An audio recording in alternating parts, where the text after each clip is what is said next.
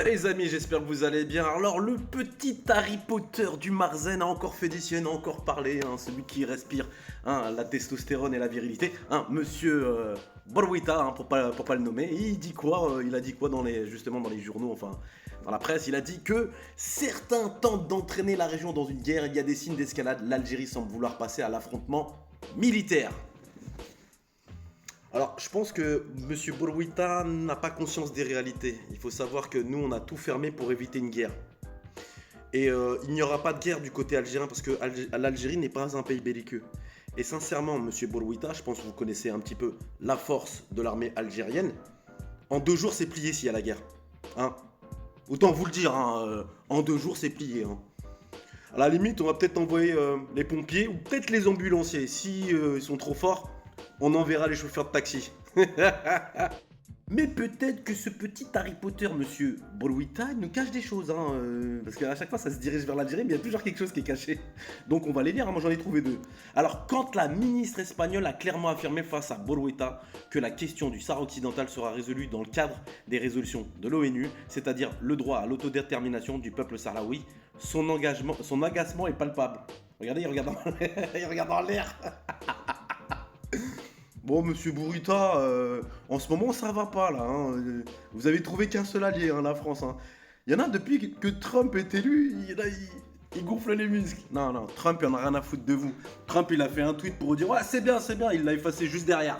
Bon, j'ai trouvé aussi autre chose et c'est croustillant. Et c'est Adnan Filali qui le dit. Oui, Adnan Filali dans un tweet. En tout cas, Adnan Filali, c'est votre pire cauchemar, lui. Alors lui, je sais, si vous le croisez, c'est comme si vous avez croisé le diable. Alors il dit quoi? Il dit confirmation de l'accostage à Tanger d'un navire transportant des armes vers l'entité. Un second est en route. Le navire américain Maersk Denver a accosté au port de Tanger, Med, chargé des armes présumées destinées à l'entité malgré des appels de groupes de soutien à la Palestine et de BDS, blablabla. Les autorités, blablabla, ont permis l'escale.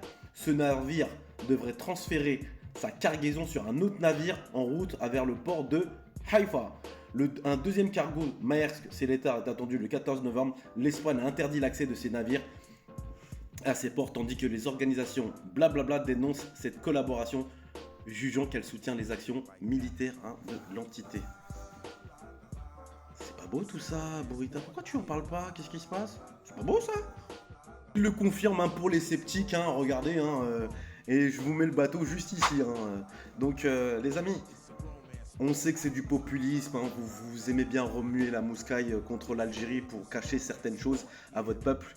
On l'a bien vu à Amsterdam qu'en fait il y avait des gens qui avaient encore une fierté, qui avaient encore ce truc pour la Palestine, mais pour masquer peut-être votre lâcheté, votre traîtrise et beaucoup de choses, vous préférez diriger les choses vers l'Algérie, alors qu'en fait, vous collaborez. Loupé Bourwita. Tahia al-Jazair.